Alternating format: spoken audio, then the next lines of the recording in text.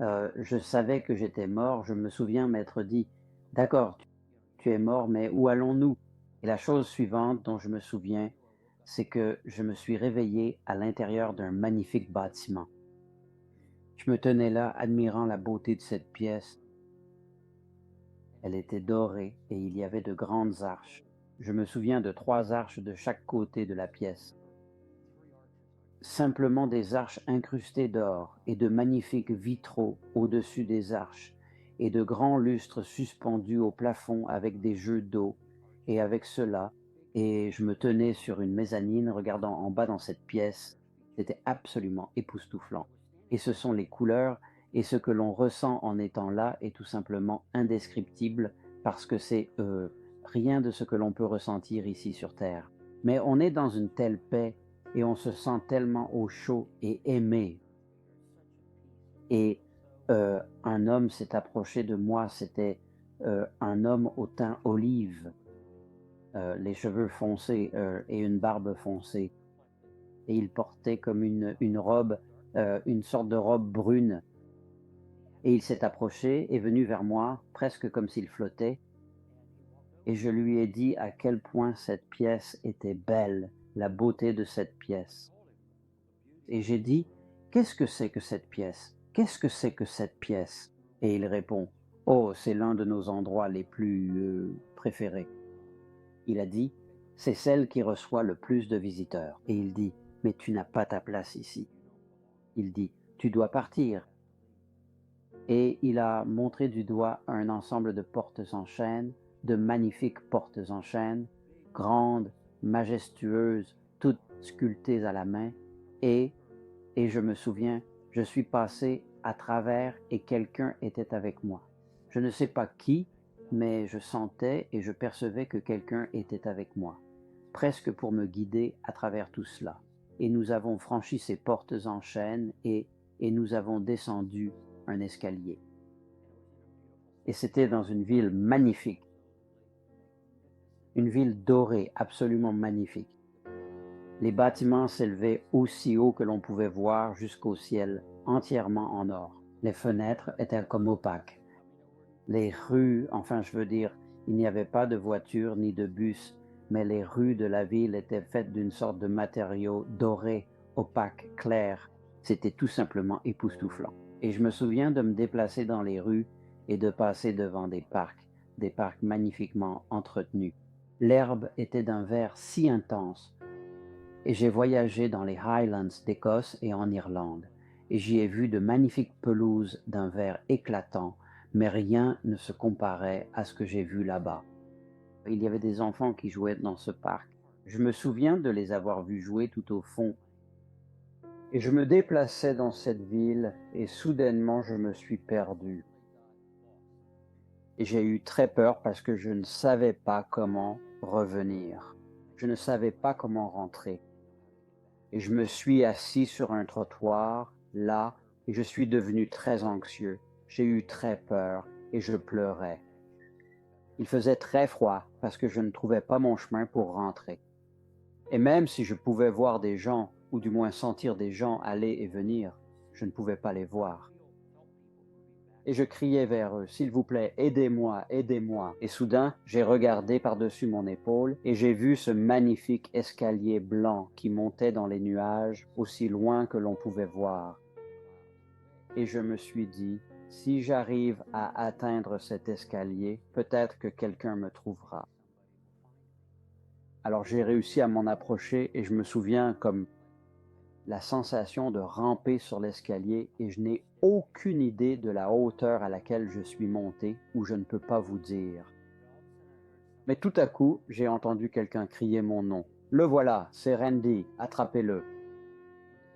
Et j'ai presque eu l'impression que quelqu'un m'attrapait par la peau du cou et me tirait brusquement hors de ces escaliers. Et quand on m'a arraché à ces escaliers, tout autour de moi est devenu noir, noir. J'étais de retour dans mon petit monde sombre et sédaté. Tout s'est comme éteint. Mais ma conscience est revenue à la lumière et j'avançais sur un sentier, un magnifique sentier, un sentier de terre. Et sur les côtés de ce sentier, Il y avait de magnifiques fleurs et de magnifiques arbres, et au loin on pouvait voir de superbes prairies verdoyantes, aussi loin que l'œil pouvait voir, et un ruisseau ou une rivière traversait cette prairie, et je me laissais simplement imprégner par toute cette beauté. Et encore une fois, je savais que j'étais mort. Et encore une fois, je me suis dit consciemment, tu es mort. Mais que se passe-t-il? Soudain, ce petit garçon est apparu, sorti de nulle part, et je dirais qu'il avait peut-être 10 ans. Il avait de longs cheveux noirs coupés au bol, avec une frange et tout, pas de chemise, un petit short qui arrivait aux 3/4 des jambes, pieds nus, la peau mate. Et il était très expressif, un petit garçon vraiment animé. Il agitait les bras, comme pour dire « suis-moi, tu comprends ». Alors il m'a emmené plus loin sur ce chemin. Et nous sommes entrés dans une autre pièce, et encore une fois, cette pièce était magnifique. Il y avait de grandes baies vitrées et de magnifiques sièges en cuir tout autour de la pièce. Et il m'a dit d'attendre là, qu'il reviendrait. Alors je me suis approché d'une des grandes baies vitrées, et cette rivière que j'ai décrite dans la prairie passait sous ce bâtiment. Et j'étais assis à regarder cette rivière, et il y avait des gens, des silhouettes humaines dans l'eau, pas en train de faire semblant ou de jouer ou quoi que ce soit, mais ils étaient sur les côtés, sur les berges de la rivière, et ils étaient là. Il me semblait qu'ils faisaient juste ils profitaient de la rivière et de la journée, peut-être assis là à discuter ou quelque chose comme ça. Mais encore une fois, c'était magnifique, ces fleurs splendides, magnifiques, rouges, vertes, oranges, bleues, recouvraient toute la zone. Et je n'avais aucune idée du temps que j'étais resté là, combien de temps j'avais attendu. Mais le petit garçon revient et il dit, « Je suis désolé, tu dois partir. » Et j'ai dit, « Non, je ne veux pas partir. » J'ai dit, je me sens tellement en paix, tellement calme et réconforté. J'ai dit, je me sens tellement aimé. J'ai dit, je ne veux pas partir. Et il répond, je suis désolé, ta chambre n'est pas prête. Tu dois partir. Et à ce moment-là, j'étais de retour dans mon petit monde sombre et sous sédation. Le sentiment que l'on ressent est tout simplement indescriptible. C'est juste, je veux dire, j'ai toujours eu peur de la mort. Je faisais des crises de panique rien qu'en pensant à ma propre mort. Et j'ai été détective en homicide criminel pendant 30 ans. C'est-à-dire que c'était mon domaine d'enquête, mais je ne pouvais même pas parler de ma propre mort sans faire une crise de panique. Donc pour moi, ressentir autant de calme et de paix en sachant que j'étais mort, c'était quelque chose que je n'avais jamais vécu auparavant. Mais je me souviens que ma conscience s'est réveillée une autre fois. J'avais l'impression d'être à nouveau juste au bout de ce tunnel. Mais je suis sorti dans un vide très sombre. Ce n'était pas complètement noir, mais c'était d'un gris profond. C'était presque comme le crépuscule, un crépuscule très avancé. On pouvait à peine distinguer des formes et des choses, et ces orbes de lumière passaient près de moi. Et une de ces orbes de lumière s'est approchée et il m'a parlé télépathiquement. Je savais que je devais le suivre, et il m'a emmené plus profondément dans ce vide. Et alors que nous avancions dans le vide, vous êtes déjà allé au théâtre et vous vous tenez là sur une scène complètement noire. Et puis soudain, une petite lumière s'allume dans un coin et devient de plus en plus brillante. Et vous voyez l'actrice ou l'acteur debout là dans le coin de la scène. Soudain, ma belle-mère décédée, est apparue de la même façon. Cette petite lumière a commencé à s'allumer. Elle devenait de plus en plus brillante. Et elle était là. Elle était assise là. Et je l'ai reconnue immédiatement. Et j'ai commencé à l'appeler. Dolores, Dolores, c'est Randy. Je suis là, je suis là. Et elle était assise. Et elle était assise très dignement. Je veux dire, droite, grande et fière. Sa main reposait sur l'accoudoir du fauteuil. Son bras droit reposait sur l'accoudoir du fauteuil. Et son autre bras reposait sur une sorte de comptoir, et elle était vêtue de cette magnifique robe blanche avec une ceinture blanche autour de la taille, et ses cheveux étaient relevés en un chignon, et elle portait ce magnifique ruban blanc autour du haut de la tête. Et elle a tourné le regard vers moi, juste brièvement.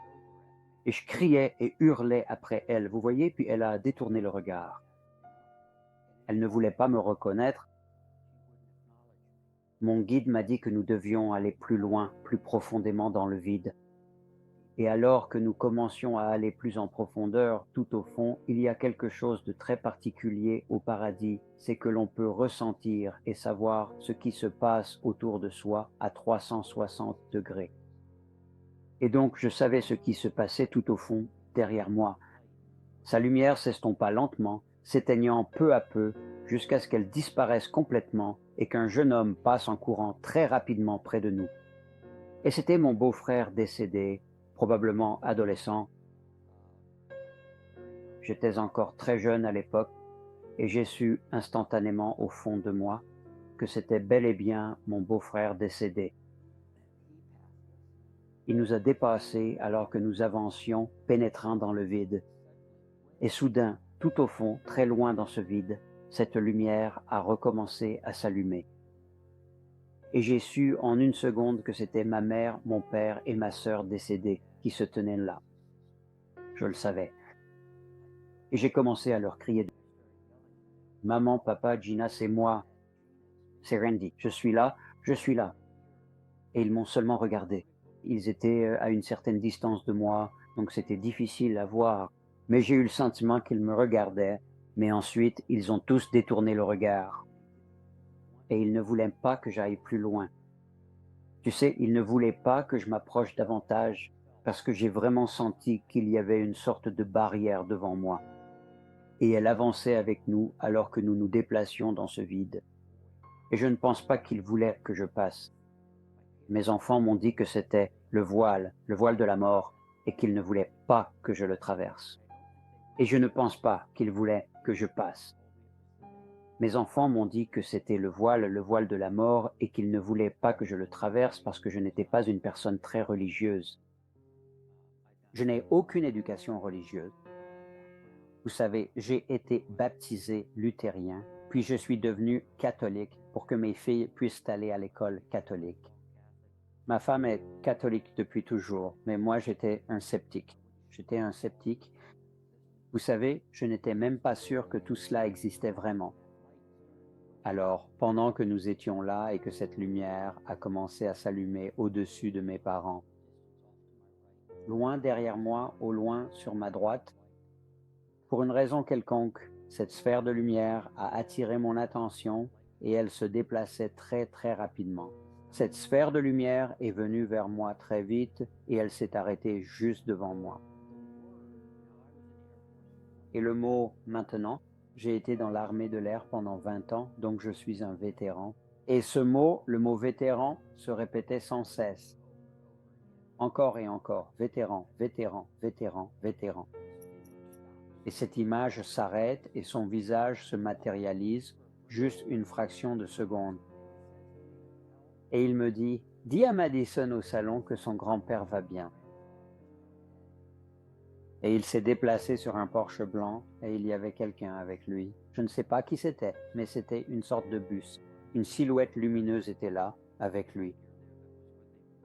Et il a commencé à fabriquer des rubans rouges, blancs et bleus, et des drapeaux américains, des drapeaux rouges, blancs et bleus.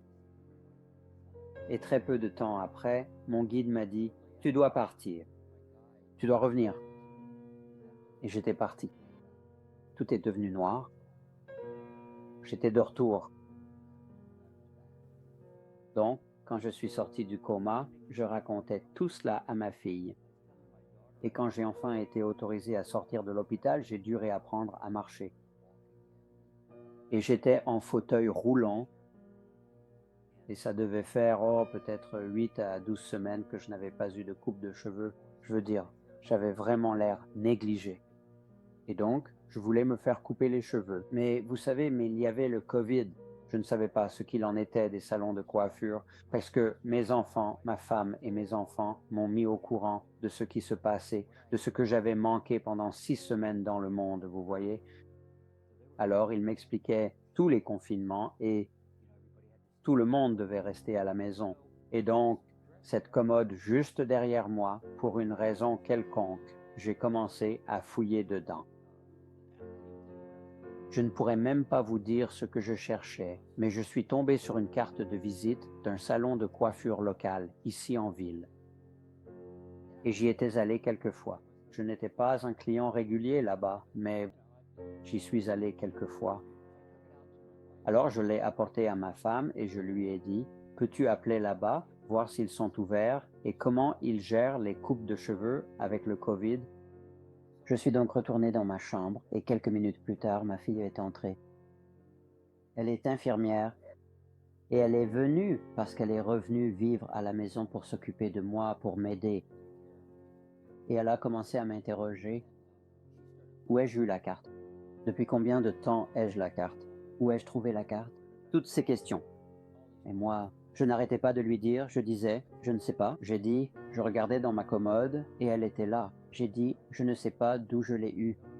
Je ne sais rien à son sujet. Et elle a dit, papa, je crois qu'on a trouvé ta Madison. Et j'ai dit, de quoi tu parles? Et elle m'a tendu la carte, clairement imprimée comme une carte de visite, et il y avait écrit dessus, Madison Logan. Je ne l'avais jamais vue auparavant.